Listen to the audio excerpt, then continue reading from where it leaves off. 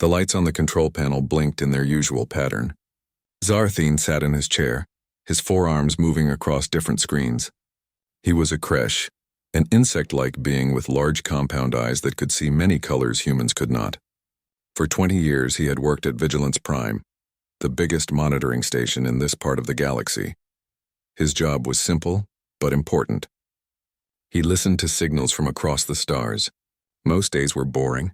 Ships called for help with broken engines. Colonies asked for supplies. Nothing exciting ever happened. Today felt different. A red light appeared on his screen. Zarthine's antennae twitched. Red lights meant emergency signals. His clawed fingers danced across the controls, pulling up the transmission. Static filled his audio receivers at first. Then through the noise came a voice. It was human. The voice was shaking with fear. Anyone out there? They came from nowhere. Ships everywhere. They are taking people.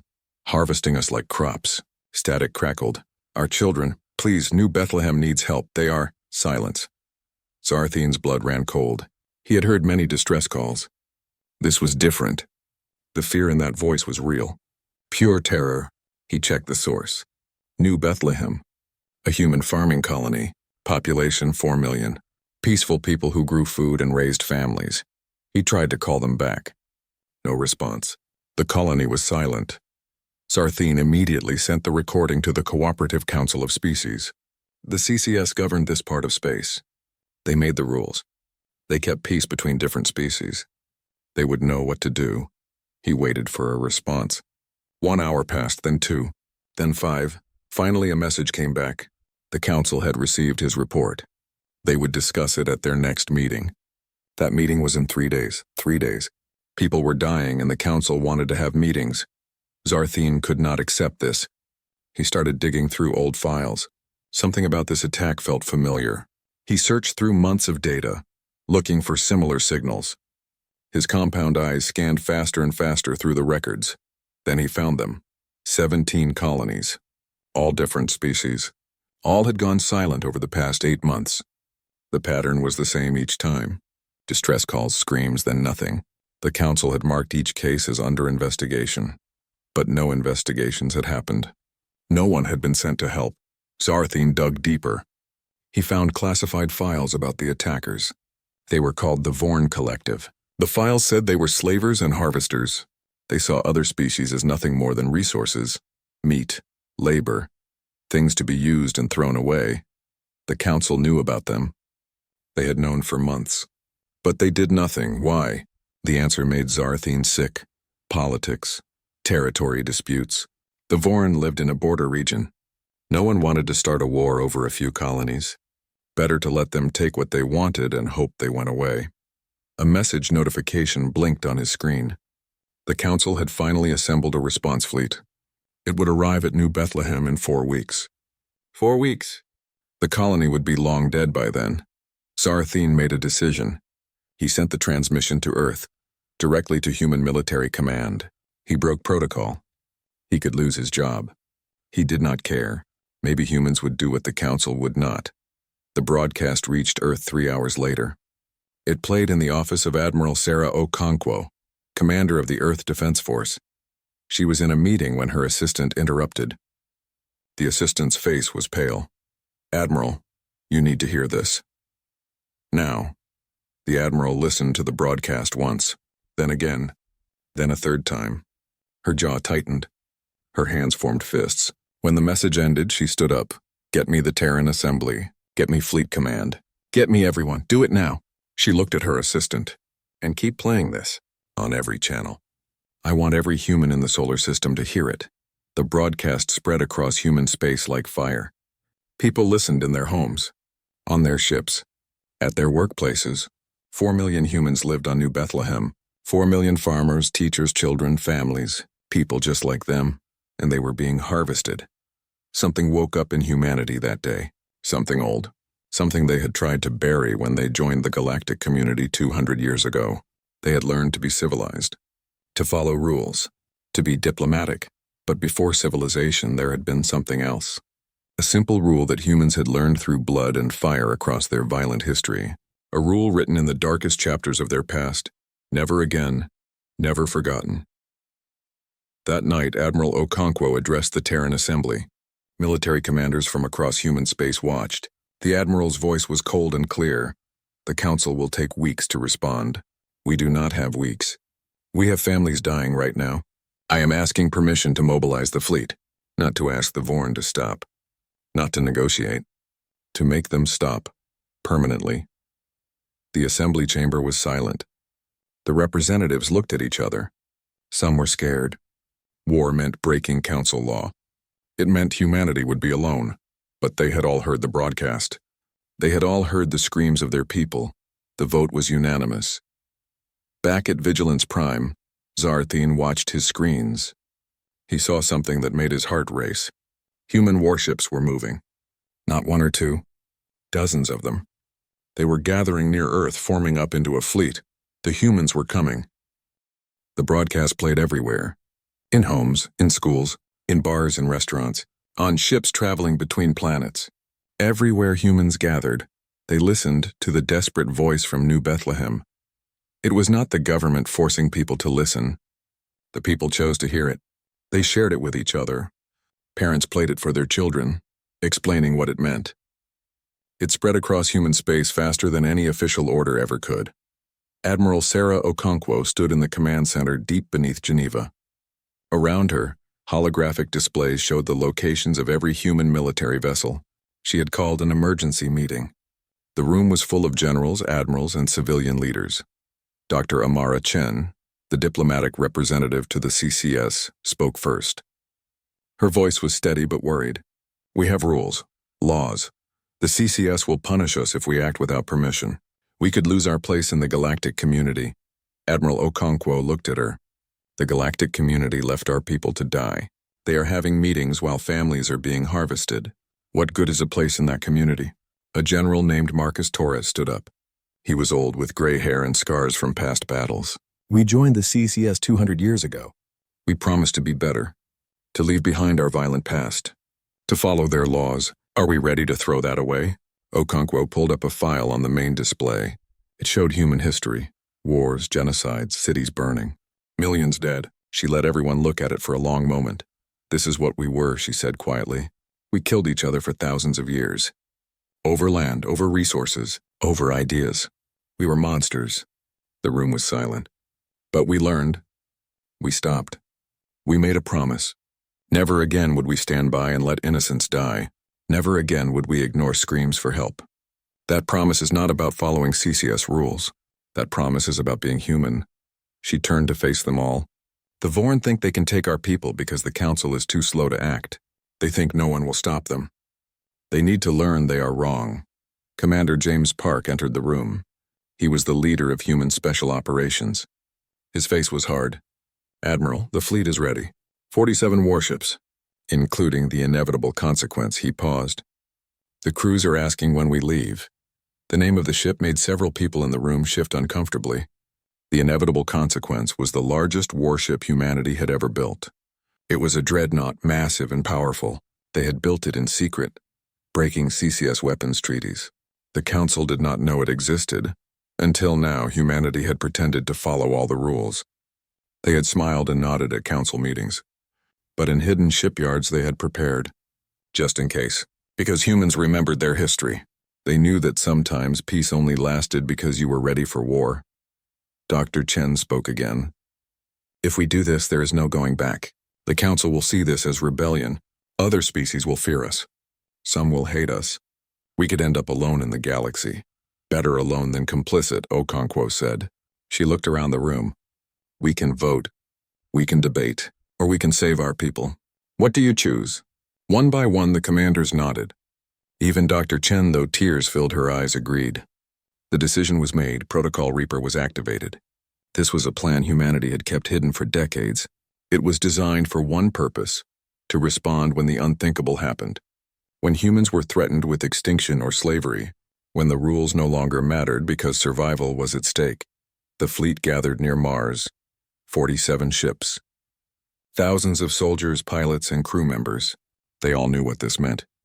They were about to break galactic law. They were about to start something that could not be stopped. On the flagship, Admiral Okonkwo addressed her forces. The message went out to every ship in the fleet. Her face appeared on screens throughout the vessels. 200 years ago, we joined the galactic community. We promised to be civilized, to be peaceful, to follow the rules. We kept that promise. We became farmers and traders. We made friends with other species. We learned their ways. She paused. The crew members on every ship listened carefully. But before we were civilized, we were survivors. We learned hard lessons. We learned that sometimes evil wins because good people do nothing. We learned that rules only work when everyone follows them. And we learned that when someone threatens your family, you do not ask permission to protect them. Her voice grew colder, harder. The Vorn have taken our people. They are harvesting them, using them as slaves, killing them. The council knows this. They are having meetings, debating, following procedures. While our families die, we are not going to debate. We are not going to follow procedures. We are going to New Bethlehem. We are going to find whoever did this, and we are going to make them stop, permanently. She looked directly into the camera. The galaxy is about to remember something about humans. We were monsters once. We learned to be better. We put away our old weapons and old ways, but we never forgot how to use them. And when you threaten our families, you will see exactly what kind of monsters we can still be. The transmission ended. Throughout the fleet, crew members prepared for departure. Weapons were armed. Engines were powered up.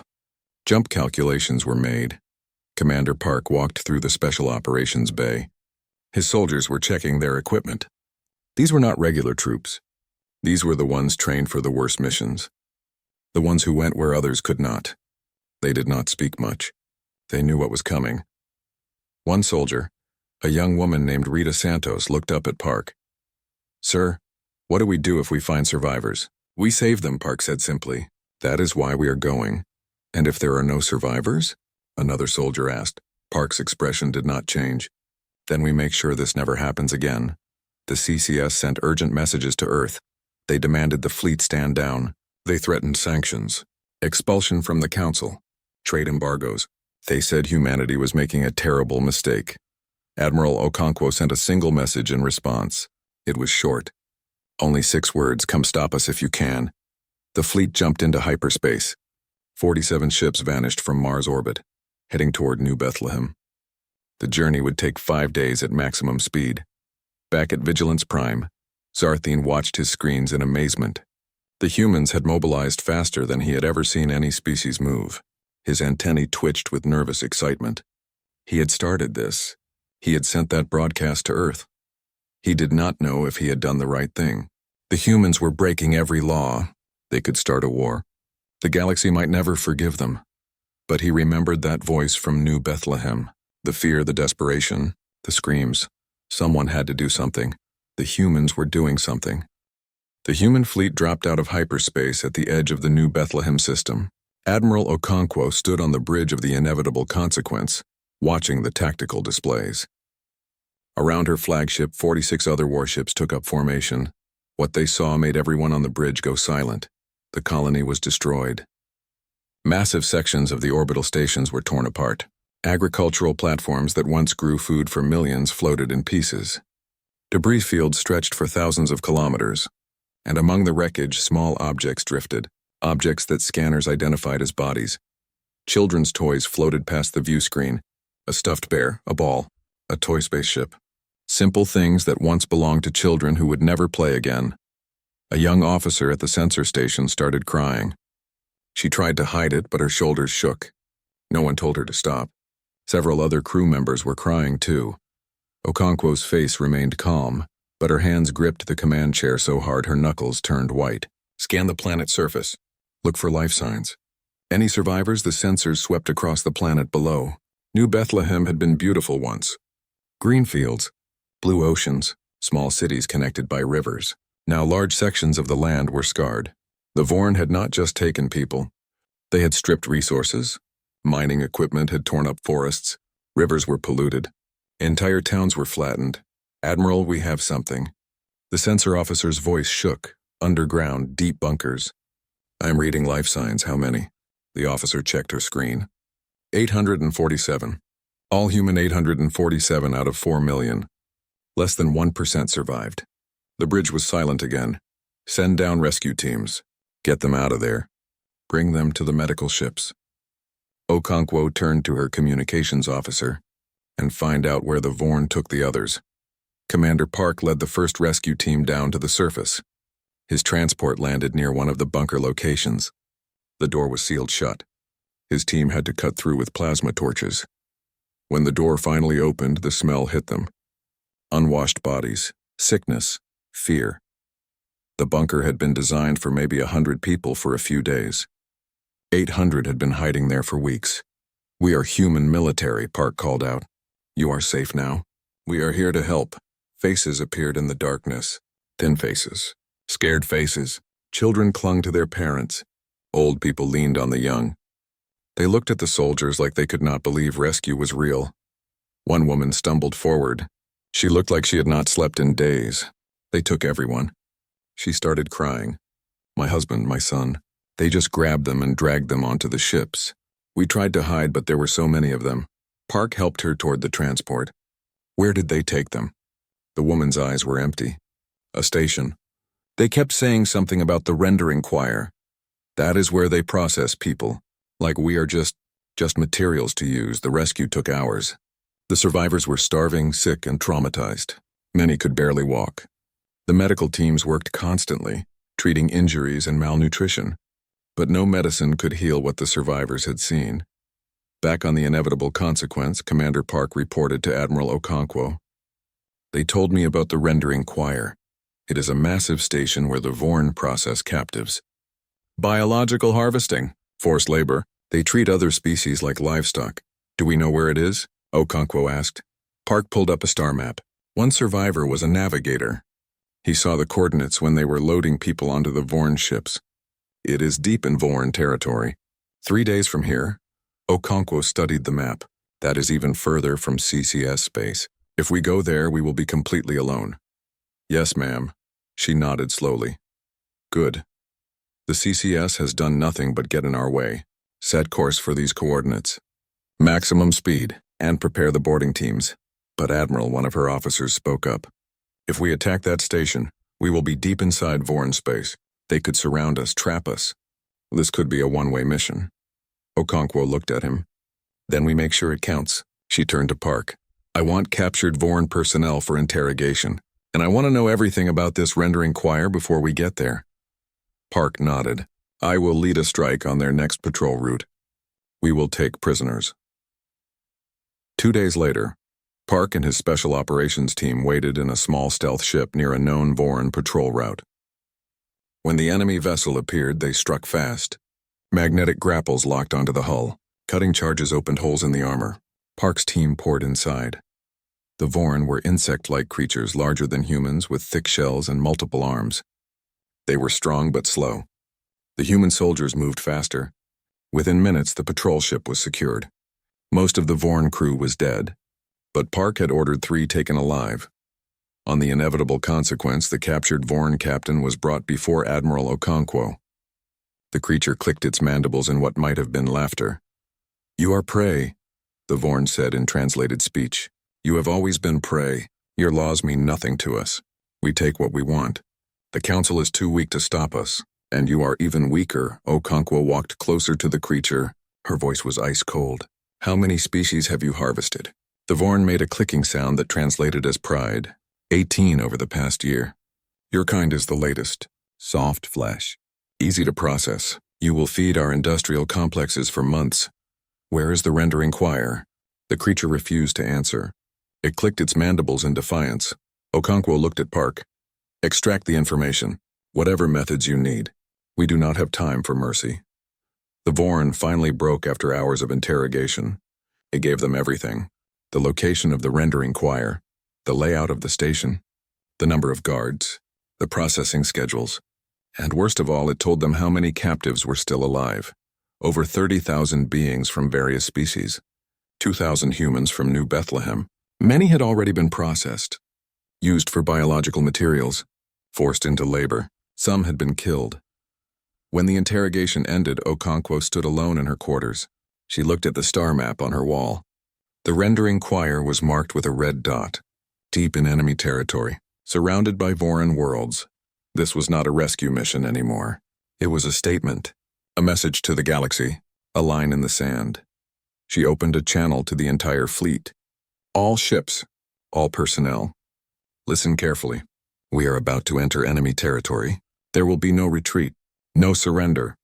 We are going to that station. We are going to save everyone we can, and we are going to make sure the Vorin never do this again. She paused, then continued. What we do in the next few days will echo across the galaxy. Some will call us heroes. Others will call us monsters. I do not care what they call us. I care that we do what is right.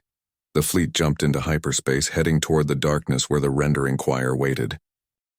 The rendering choir appeared on their sensors like a nightmare made real. The station was massive, larger than any moon. It hung in the darkness of space like a metal spider, with hundreds of arms reaching out in all directions. Each arm was a processing facility, a place where living beings were turned into resources. Admiral Okonkwo stood on the bridge watching the tactical display. Around the station, Vorin defense platforms floated in protective formations. Dozens of warships patrolled the area. This was their most important facility. They would defend it with everything they had. All ships, battle stations. Launch fighters. Prepare main weapons. Her voice was calm, steady. Like she was ordering breakfast instead of starting a battle that would determine the fate of thousands. Boarding teams, prepare for insertion. Commander Park, you have the green light. The human fleet spread out into attack formation. The inevitable consequence led the charge, its massive railguns already powering up. The other 46 ships followed, each one ready to fight. The Vorin detected them immediately. Alarms blared across the station. Defense platforms turned to face the incoming fleet. Warships moved to intercept. They had numerical superiority. They had home advantage. They thought they would win easily. They were wrong. The battle began with a single shot from the inevitable consequence. Its main railgun fired, sending a projectile faster than sound straight through a Vorin cruiser. The enemy ship broke apart in a ball of fire. Then all hell broke loose. Human weapons had been designed in secret for decades. The CCS had rules about weapons technology, maximum power limits, banned weapons types. Humanity had smiled and agreed to follow those rules. Then they had gone home and built weapons that broke every single one. Kinetic missiles that punched through armor like paper. Plasma cannons that melted hull plating in seconds. Electronic warfare systems that made Vorin targeting computers go haywire. The human ships moved like hunters, fast and precise, while the Vorin vessels seemed slow and clumsy by comparison. Within the first 10 minutes, 15 Vorin warships were destroyed. Their defense platforms fired back desperately, but human point defense systems shot down most of the incoming fire. The few hits that landed barely scratched the human shields. Commander Park watched from his boarding craft. His team of 200 soldiers waited, ready to storm the station. Around them, 12 other boarding craft held similar teams. They had one mission: get inside and find the captives. The inevitable consequence cleared a path through the Vorin defenses. Its railguns fired again and again, creating a corridor of destruction. Park's boarding craft launched, racing toward the station at maximum speed. They hit the station hull hard. Magnetic clamps locked them in place. Cutting charges blew holes through the armor. Park was the first one through, his weapon raised. The interior of the station was a nightmare. The walls were covered in biological residue. The air smelled of death and chemicals. Machinery hummed everywhere, processing life into resources. Park's team moved fast, sweeping through corridors and chambers. They found the first holding pen 10 minutes after boarding. Hundreds of beings from various species were crammed into a space meant for 50. They were thin, sick, and terrified. When they saw the human soldiers, many thought they were hallucinating. "We are here to rescue you." Park's voice was amplified through his helmet speakers. "Everyone stay calm. We are getting you out." The Vorin guards tried to stop them. They came in groups of 10 or 20, chittering and clicking in their language. Park's team cut them down without mercy. This was not a time for prisoners, not here. Not in this place of horrors. They found the processing chambers. Park wished he had not. Machinery designed to harvest biological materials from living beings. Tables stained with blood of a dozen different colors. Implements that had no purpose except causing pain and extracting resources. Rita Santos, the young soldier from the fleet, stood frozen in one of these chambers. Her face was pale behind her helmet visor. "Sir," she whispered, "how could anyone do this?" Park put a hand on her shoulder. That is why we are here, to stop them. Keep moving. They found the human captives in the deepest section, 2,000 souls from New Bethlehem. Many were injured, some were dying, but they were alive. The rescue became a race against time. The Vorn had realized what was happening. They started killing prisoners. Park's team moved faster, fighting through corridor after corridor. They saved everyone they could. It was not enough. They could not save them all. In one chamber, they found a Vorn in fancy robes. A harvest master, one of the elite who ran the operation. The creature was attempting to delete computer files, destroying evidence of their crimes. Park grabbed the creature and slammed it against the wall. Where are the rest? How many more chambers? The harvest master clicked its mandibles in what might have been contempt. You are too late. Many have already been processed. We are simply evolved beyond sentiment. This is nature. The strong consume the weak. This is how the universe works. Park's finger tightened on his weapon trigger. Then extinction is also nature. He pulled the trigger. Outside, the space battle was ending. The human fleet had destroyed or disabled every Vorn warship. The defense platforms were silent. The rendering choir was defenseless. Admiral Okonkwo received the report from Park. All captives evacuated. Over 30,000 beings rescued. Human casualties were light.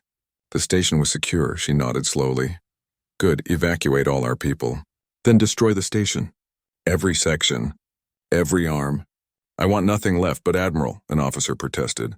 This station contains evidence of Vorn crimes. The CCS might want to. Okonkwo cut him off. The CCS had their chance. We have all the evidence we need on our ships. This place is an abomination. It ends today. The human fleet withdrew to safe distance. Then they opened fire. Section by section, arm by arm, the rendering choir was torn apart. Explosions bloomed across its surface. Metal twisted and melted. The station that had processed so many innocent lives was erased from existence. But before they left, Admiral Okonkwo sent one final transmission. It broadcast on all Vorn frequencies. Every ship, every station, every world in their territory received the message. The transmission showed footage of the rescued captives, the horrors discovered, the processing chambers, the evidence of systematic murder and exploitation, and at the end Okonkwo's face appeared. This is mercy. You get to know we are coming. Every facility like this will be destroyed. Every ship involved in harvesting will be hunted. Every Vorn who participated in these crimes will face justice. You have one chance to stop. Surrender your leaders, free your captives, or face the darkness that humanity calls justice. The transmission ended. The human fleet jumped away, carrying 30,000 rescued souls toward safety. The human fleet returned to CCS space 3 weeks later. They brought with them 30,000 rescued beings from 17 different species, living proof of what the Vorn had been doing, living proof of what the Council had ignored. The Council was waiting, not with gratitude. With charges, Admiral Okonkwo was summoned to appear before the CCS tribunal. The chamber was massive, with representatives from hundreds of species sitting in judgment. The charges were read aloud. Unauthorized military action, violation of territorial sovereignty, acts of war without council approval. The list went on and on. Okonkwo stood alone before them. Her uniform was clean but showed signs of the recent battles. She did not look afraid. She looked tired. The High Chancellor, a tall being with blue skin and too many eyes, spoke first. Admiral Okonkwo, you stand accused of crimes against the Council. You acted without authorization. You invaded sovereign territory. You started a war. What do you have to say? Okonkwo's voice was steady. I did what you would not. I saved lives you abandoned. I stopped crimes you ignored. And I am not sorry. The chamber erupted. Some species shouted in anger. Others in agreement. The Chancellor raised his hands for silence. You broke our laws. Laws that exist to prevent chaos, to maintain peace. Without these laws, every species would do as they please. War would be constant. Okonkwo stepped forward. Your laws protected murderers. For months you knew the Vorn were harvesting innocent people. You knew, and you did nothing. You had meetings. You debated. You followed procedures, while thousands died. She pulled up a holographic display. It showed the faces of the rescued captives. Humans, Kresh, Dorvani, Telex, species from every corner of the galaxy. These people are alive because humanity broke your laws. 30,000 beings who would have been processed into resources. 2,000 humans who would have been harvested for biological materials. They are alive. That is what matters. The Chancellor's expression did not change. And what of the Vorn you killed? Thousands died in your attack. Are their lives worth less? Okonkwo met his gaze without flinching. The Vorn who died were operating a death camp. They were harvesting sentient beings. They knew what they were doing was wrong, and they did it anyway. Yes, Chancellor, I believe some lives are worth more than others. I believe the innocent matter more than the guilty. Before the Chancellor could respond, someone else spoke. It was Zarthine, the communications officer from Vigilance Prime. He stood in the witness section, his antennae twitching nervously. I sent the broadcast to Earth. Zarthine's voice was quiet but clear. I broke protocol because I knew the Council would do nothing. I had watched you ignore 17 other colonies. I could not watch another one die. The chamber went silent. A Council employee had just admitted to breaking the rules. Then another voice spoke. One of the rescued captives, a Dorvani female with purple skin, stepped forward. My children were on that station. 3 babies. The Vorun were going to process them. Use them for biological compounds. The humans saved them. They saved all of us. You want to punish them for that? More rescued captives began to speak. One after another, they told their stories. Of being captured. Of watching loved ones die. Of losing hope. And of seeing human warships arrive like avenging angels. The tribunal lasted 3 days. Evidence was presented. Testimony was heard. And finally, something else came to light. Council investigators working separately from the tribunal discovered bribes. The Vorn had been paying Council officials to delay intervention. Money had changed hands to keep the Council slow and ineffective. The scandal rocked the CCS. Several high-ranking officials resigned. Others were arrested. The Council itself faced a crisis of legitimacy. How could they judge humanity when their own corruption had enabled the crimes? In the end, the verdict came down. Admiral Okonkwo was found guilty of unauthorized military action. She was given a formal reprimand. Nothing more.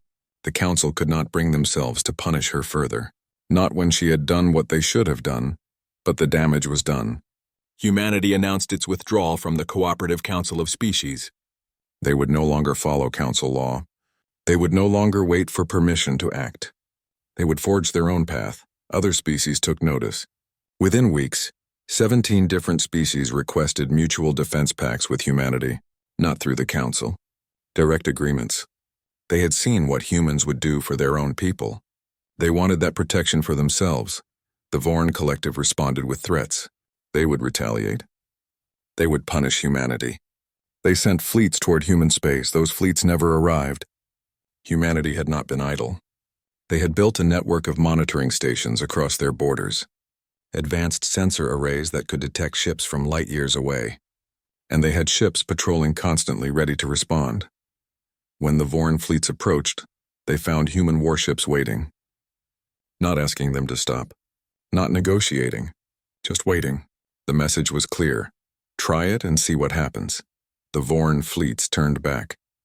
Humanity announced a new doctrine. The Sentinel Protocol. They would act as protectors for species who could not protect themselves. Not because the Council said so. Not because it was profitable. But because it was right. They would patrol trade routes, respond to distress calls, and hunt down anyone who preyed on the innocent. 5 years later, Admiral Okonkwo stood on New Bethlehem. The colony had been rebuilt. Green fields stretched to the horizon. Cities rose from the ruins. Life had returned. She visited the memorial. A massive wall with 4 million names. Every person who had lived on the colony before the attack. The dead and the survivors. All remembered. A young woman approached her. She looked familiar. Okonkwo realized she had been one of the survivors they pulled from the bunker. She was older now, stronger. Healthy, Admiral? The woman asked. Can I ask you something? Of course, they say you are a war criminal on some worlds. A savior on others. Which one are you? Okonkwo looked at the names on the wall. At the fields beyond. At the sky above where ships came and went peacefully. I am just a human who remembered what justice looks like when the courts close their eyes. And I would do it again. Every single time, the young woman nodded. Thank you. For remembering. For coming. For caring when others did not. Okonkwo squeezed her hand. That is what humans do. We remember. We do not forget. And we do not abandon our own. Across the galaxy, the effects rippled outward. The Vorn collective began to collapse. Other species, emboldened by humanity's example, rose up against them. Trade routes became safer. Slavers and harvesters found themselves hunted by human patrol ships. The CCS reformed slowly. New leadership, new rules, faster response times. They learned from their failure, though they would never admit it was humanity who taught them the lesson. And when distress calls went out across the stars, when the innocent cried for help, there was a new constant in the galaxy. Human ships would come. Human soldiers would fight. Human justice would answer. Some species still debated whether humanity was heroic or horrific, whether their actions were justice or vengeance, whether they had saved the galaxy or set a dangerous precedent. But everyone agreed on one thing. The predators of the galaxy had learned to fear the darkness humanity called justice, and the innocent had learned that when all seemed lost, when the laws failed and the councils debated, humanity would answer the call. Always.